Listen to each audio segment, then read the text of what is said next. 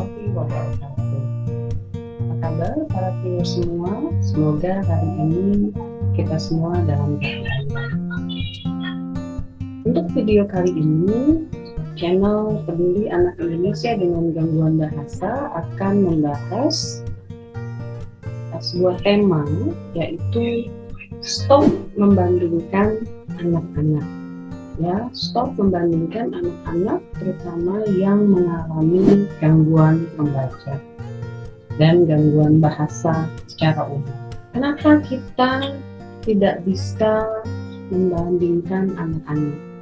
Karena setiap anak adalah unik, ya. Setiap anak adalah unik. Jadi mereka mempunyai kelebihan dan kekurangan masing-masing, sehingga tidak bisa kita bandingkan. Nah, ketika kita membandingkan anak, ya, hal ini akan berdampak negatif, ya, berdampak negatif. Mari kita bahas satu persatu.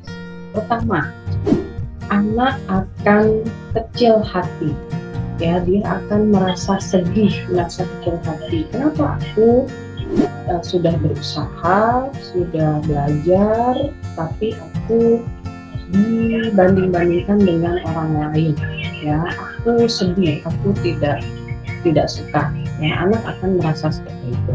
Dampak negatif yang kedua adalah anak akan turun semangat belajarnya. Ya, ketika dia sudah tidak semangat, ya, dia sudah sedih, dia akan turun semangat belajarnya. Kemudian setelah turun semangat belajarnya, ya, dampak negatif yang ketiga adalah perkembangan belajar menjadi lambat. Ya, jadi yang tadinya kita maksudnya membandingkan itu supaya dia lebih semangat, supaya lebih cepat, ya, ternyata justru menjadi lebih lambat, ya, karena tadi tidak semangat dan dia sudah merasa kecil hati. Nah, dengan kondisi yang seperti itu, para Bapak Ibu, para viewers, dampak negatif yang selanjutnya adalah orang tua menjadi putus asa. Ya, kok anak saya jadi tidak mau belajar, anak saya tidak mau nurut, ya, hal-hal seperti itu. Dan mereka bingung, kenapa sih? Itu padahal ya tadi itu, ya, karena kita terus-menerus membandingkan, mungkin dengan kakaknya, dengan temannya, dengan sepupunya, dan lain sebagainya. Ya, jadi paling tidak ada 4 dampak negatif yang akan terjadi jika kita membanding-bandingkan anak dengan anak yang lain. Ya. Nah, membandingkan itu seperti apa sih? Ya, nah, biasanya orang tua mengatakan dulu kakaknya cepat bisa belajar membaca, dulu ada sepupunya tidak susah belajarnya dan sebagainya, ya, hal-hal seperti itu. Baik. Nah, setelah kita lihat dampak negatifnya, lalu apa yang harus dilakukan? Ya, yang harus dilakukan adalah kita melihat minat dan kemampuan anak secara individu. Ya, kita lihat anak yang bersangkutan, sebenarnya dia gaya belajarnya seperti apa.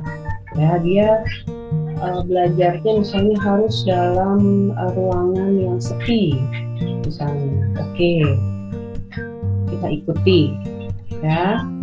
Lalu dia ini belajarnya harus pagi-pagi, misalnya setelah sarapan dia belajar, tidak bisa belajar terlalu malam. Oke, kita harus tahu dulu lalu kita ikuti. Kemudian cara belajar, ya, mungkin dia harus tidak bisa langsung belajar sendiri, harus diberi contoh, harus dibimbing. Nah, itu yang harus diketahui, ya, pada satu anak secara individu. Nah, setelah gaya, waktu, dan cara belajar ini kita jalankan, kita harus mengevaluasi perkembangan apa yang sedang kita pelajari itu, ya, misalnya kita sedang meningkatkan kemampuan bicaranya ya, karena ada terlambat bicara. Nah, kita harus mengevaluasi perkembangannya secara berkala dan dibandingkan dengan performa anak ini sendiri. Jadi misalnya minggu lalu dia belum bisa apa, lalu minggu ini karena sudah dilatih, bagaimana perkembangannya? Apakah sudah tercapai?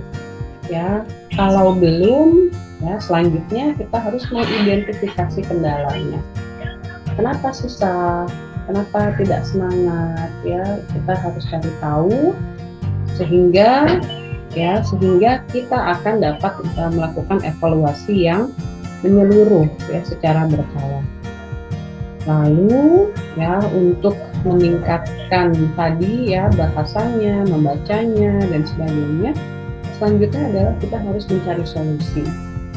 Ya, jadi yang tadi ada kendala, yang tadi ada mungkin kurang semangat ya, dan mungkin juga ada faktor dari luar ya, dari orang tua yang terlalu ambisius misalnya ya, harus cepat bisa, padahal tidak bisa secepat itu. Nah, kita harus cari solusinya ya, seperti itu Bapak Ibu ya. Ada mungkin teman yang mengganggu, kita harus cari ini bagaimana caranya supaya teman ini tidak mengganggu ya, hal-hal seperti itu kita harus cari solusinya, sehingga ya kita akan dapat meningkatkan kemampuan anak yang mencapai tujuan-tujuan pendampingannya ya, untuk anak-anak dengan gangguan bahasa terutama ya, ada keterlambatan, ada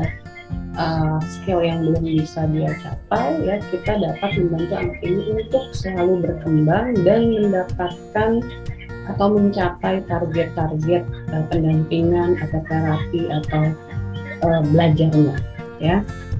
Dan satu hal terakhir yang saya rasa paling penting dalam semua proses ini, kita harus memastikan bahwa anak merasa senang ya, anak merasa happy. Jadi kalau sudah misalnya 30 menit dia sudah capek ya, kita berhenti dulu. Nah, besok sedikit demi sedikit kita tambah mungkin 2 menit ya, dalam proses pendampingan atau pembelajaran. Ya, mudah-mudahan sharing barusan berguna untuk kita semua ya, bottom line Bapak Ibu Saudara viewers, sekali lagi kita harus berhenti membandingkan anak-anak kita dengan anak-anak yang lain ya. Mari kita hargai keunikan ya, kekuatan ya, dan juga kekurangan anak kita, dan kita harus berangkat dari situ ya untuk dapat mendampingi supaya anak bisa merealisasikan potensi-potensi yang dia miliki. Untuk pertanyaan, komentar ya silakan bisa ditulis di bawah. Terima kasih. Semoga membantu. Sebagai penutup, saya ucapkan Assalamualaikum warahmatullahi wabarakatuh. Sampai berjumpa lagi.